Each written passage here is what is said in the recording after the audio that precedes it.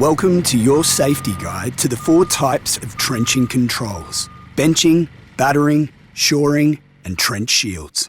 Controls such as these should be used at any depth, not just over 1.5 metres. When benching, as a guide, come up a metre from the bottom of the trench and then bench a metre out and up again. Sometimes it's appropriate to use a combination of benching and battering. Remember to be aware of the zone of influence and the angle of repose.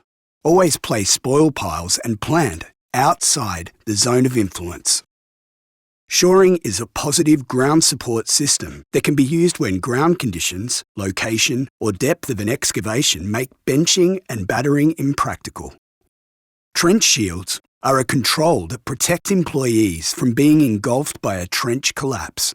Under no circumstances should any person move outside the protection of the trench shield. Lastly, anywhere there is a risk of a fall protection needs to be installed around the trench. Safeguard your employees and yourself